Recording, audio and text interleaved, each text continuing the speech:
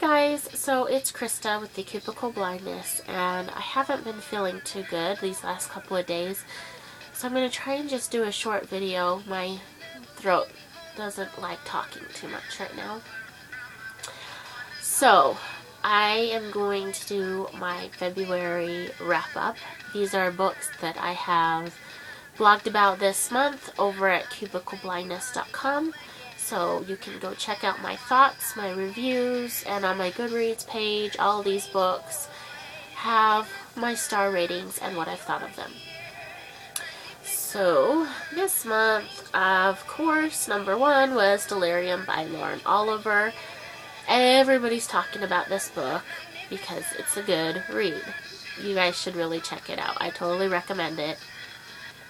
I really enjoyed it. I have 2 copies of it here on my shelf.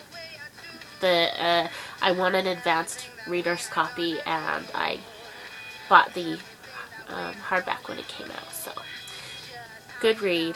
Check it out. Here Lies Bridget by Paige Harbison. This one reminded me a little bit too much of Before I Fall. I did think it was a good story on its own. You know, it took a little bit of a different twist on reevaluating your life and how you treat people than Before I Fall did, but it was good. You guys should check it out if you're interested in those types of books. About a teen that gets in an accident and reevaluates the way she's been treating people or relationships in her life and school and whatnot. You guys know the next one was Intrinsical by Rani Woodland. I did a YouTube video on that. I enjoyed it very much. One of my favorite reads. I really enjoyed it. I had a lot of good reads so far this year, I have to say. I think I've already read like 15 or 16 books that I would totally recommend and enjoy. White Cat by Holly Black. This is my very first Holly Black book. I enjoyed it. The Curse Workers are a very interesting concept, and I'm very interested to see where Red Glove takes us when that comes out. Glimpse by Carol Lynch Williams. I did think this was an interesting story. It was written in verse, and at the end of this one, and it's the first book it's ever happened to me on, I wished that there had been more to it. I really missed having that whole description and background and learning more about the characters and the world that they were living in. This one was in verse, so it was just straight to the point. This is what happened. Almost kind of diary-like form, being told by the girl. I don't know, that's the kind of feeling I got off of it. It's all from the little younger sister's opinion. And you know, it's a sad story, and I just kind of wanted more. I mean, it was a good story, and that's why I wanted more fill-in, more background, more details, but so when I got done with it, I just kept saying, well, I want more to this story. So it was good. Obviously left me wanting more. For Valentine's Day, I read the And My Chicklet Challenge. The Day I Shot Cupid by Jennifer Love Hewitt. Very, very funny. I'm so glad I picked this up. Usually, you know, I stay away from this kind of stuff, but, you know, it was just good timing. It was around Valentine's Day. It was funny. It was short. I really liked what she had to say about realizing how guys act different from girls, and you have to approach some situations a little bit differently, and sometimes you have to take a step back. You know, it was funny. I do recommend it to girls, especially, you know, if you're married, if you're in a relationship, if you're, you know, getting to that point where it's serious. You guys should pick it up. It was a good read. Then for the whole week of Valentine's, I dedicated to the boys, as it was a topic going on around YouTube this month. Books for boys, and so I know that talking about books for, you know, just a couple of weeks a month, especially to focus on boys, really isn't enough, and I couldn't say any more that boys get out there, talk about the books you're reading, recommend them to others. It's a really good help to get other boys' opinions on all of these books out here.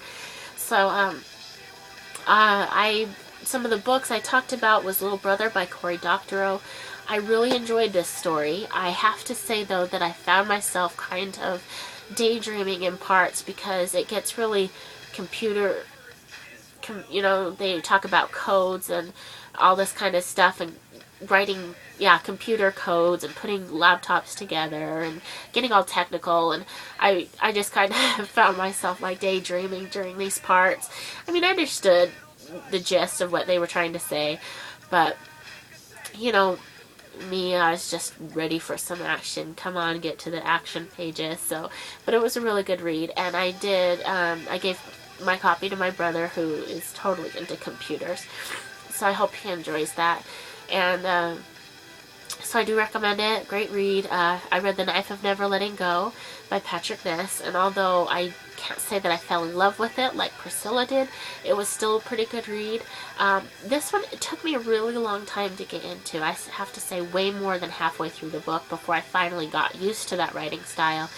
The way that he talked, the voices, it took me a while for some reason to get into this book, but I just can't stop a book once I start reading it, no matter how long it takes me to get through.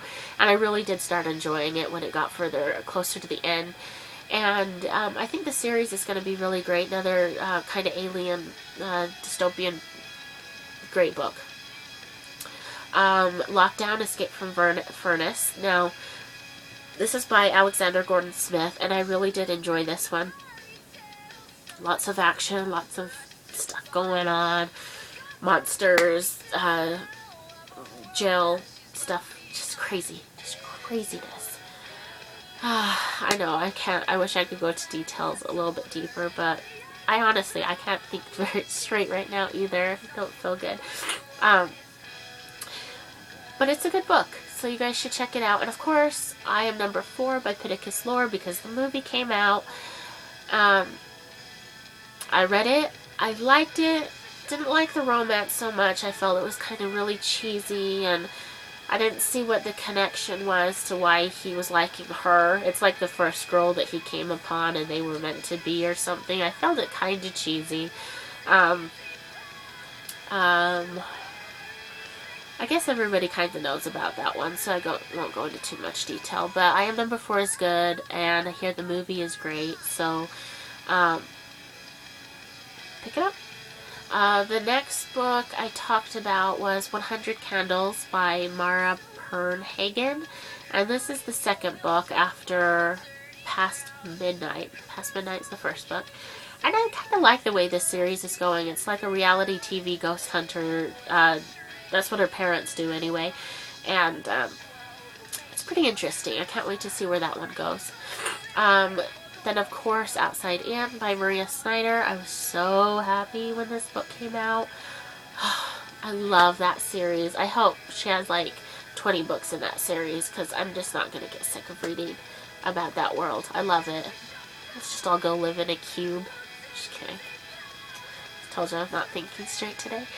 The Book of Tomorrow was my most surprising read, and that was by Cecilia Ahern.